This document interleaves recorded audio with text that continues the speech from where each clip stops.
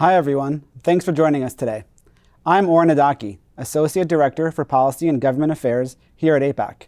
We are very fortunate to be joined today in the studio by Congressman Joe Wilson, representing South Carolina's 2nd District. Congressman Wilson is the ranking member on the Middle East, North Africa, and International Terrorism Subcommittee of the House Foreign Affairs Committee. He also happens to be my former boss. Congressman, thank you for coming today. Well, Oren, I'm grateful to be with you, and I'm so happy for your success. And indeed, you were such a capable staff member in Congress, and I'm just thrilled that you were such a wonderful organization as AIPAC. Trained by the best. I wanted to start our conversation by talking a little bit about your military background. You served in the military for 30 years. All 4 of your grown sons have also served in the military. That kind of background is pretty rare nowadays among members of Congress. I was wondering if you can talk to us a little bit about how your military background informs your work in Congress and how it affects the way you approach national security issues, both from your perches on the Armed Services Committee and on the House Foreign Affairs Committee. And Oren, I was indeed affected and influenced by my father. He served in the Flying Tigers in China and India during World War II. And so as he told me about his service, and then I met people from India who were so grateful for the efforts of the Flying Tigers, and then actually met with President Jiang Zemin in Beijing one time, where I was introduced as a member of Congress, and he yawned. And then somebody said, "Joe's the son of a flying tiger." And he stopped the meeting and said, "The American military is revered in China." And so with that background, and I grew up in Charleston, South Carolina, in the shadow of the Navy base, the Air Force base, Coast Guard base, the Citadel, the military college. And so it was natural for me to really want to be a part of the National Guard for 30 years. And then I'm really grateful, and all credit to my wife, Roxanne. We have 4 sons. Our son, Alan, served for a year, field artillery in Iraq. Our second son's a doctor in the Navy who served in Baghdad in Iraq. And then I'm grateful our third son, Julian, served signal in Egypt. And our youngest served as an engineer in Afghanistan. And so our country, and I just, I'm so grateful for the military service and what America has provided for the world. Great. You were sworn into office in December 2001, just 2 months after the September 11 attacks on our country. You've been in office for the entirety of the global war on terrorism. Yes. What can you tell us about how the threat of terrorism has changed during this time and how it's maybe stayed the same? Well, sadly, to me, I actually announced September the 4th, 2001, 1 week before 9/11. And at that time, it really has been the same. I announced then that I was running for Congress, and I was really grateful to be endorsed by 20 of my colleagues in the State Senate of South Carolina. And at that time, I pointed out that the main function to me of the federal government is to do for us what we cannot do for ourselves, and that is national defense.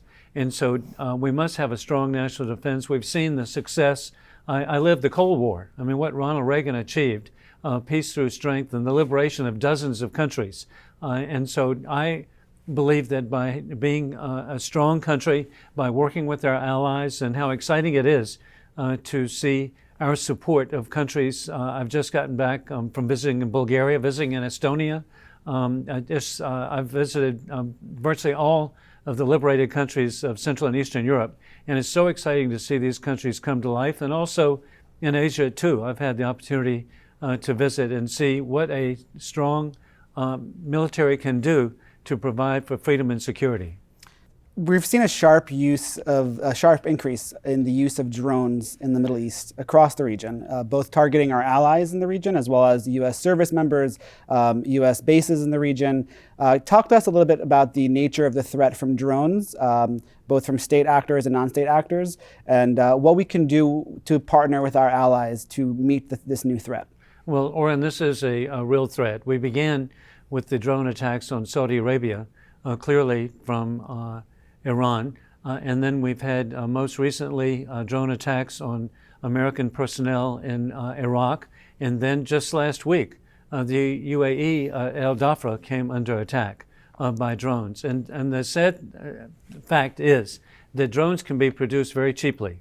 Then they are much more sophisticated. I recently saw, sadly, the drones that are being developed by the Houthi rebels in Yemen. It was really clear the Iranian masters were there standing, looking admirably at the very advanced drones. And so it really puts any public building and any military facility at risk by low cost, and then the range has gotten so much more sophisticated, and so we need to be prepared. And that's why I was really grateful in the National Defense Authorization Act last year to have the U.S. Israel defense agreement to address the issues of military technology, and that is underway right now so that we can prepare to defend the people of Israel, the people of the United States, and all of our allies in the Middle East should be protected.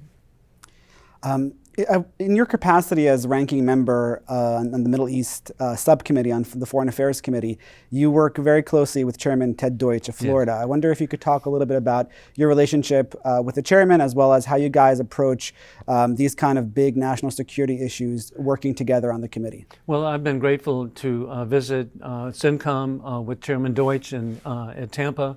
We've also been together to Bahrain to meet with our allies there in Bahrain. We've had a Navy base, people don't realize, in Bahrain since 1952.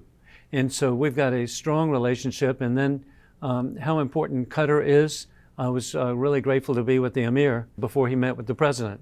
And we have such a wonderful opportunity to work with our Middle Eastern allies. And it's bipartisan, working with Chairman Greg Meeks, the ranking member Mike McCall. We have a really positive relationship because we know that the Middle East could be a catalyst for catastrophe. And hey, we've got an enemy that boasts a death to America, death to Israel. And they're ongoing with their nuclear capability. And all along, Oren, it's been really disturbing to me, they never stopped with the duplicity of building a missile capability of ICBMs that could be only for one reason, and that is to use a nuclear weapon to threaten the United States. Congressman, can you talk to us a little bit about the pro-Israel community in South Carolina and your history of working with that community? And I'm really grateful. It began with my predecessor. I had been his campaign manager, the late Chairman of the Armed Services Committee, Floyd Spence, working with David Baker, a very prominent business person in our community. His son, John, is one of my dear friends. And so we've worked together. And then I'm grateful now I work with Dr. David Kulbrish with AIPAC is just a superstar. And then my neighbors are John and Sarah Carter, another physician who is so active in promoting AIPAC. And so it's a natural for me. And then my working with the Jewish community, obviously it began in Charleston, where I grew up, which has such a prominent role in Judaism in America. And but it continues, and I really cherish serving the State Senate of South Carolina.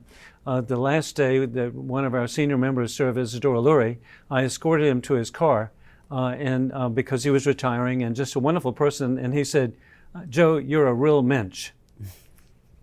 Well, you sure are. Thank you so much for coming here today and for having this conversation, Congressman. We really appreciate your support for the U.S. Israel relationship. Well, and such wonderful leadership that AIPAC has with Betsy Korn. What a positive individual, and it's so well respected on Capitol Hill. And but it's more critical than ever because of the threats that we have from Iran, the developing nuclear capability that they may have, and they truly do believe in death to America, death to Israel.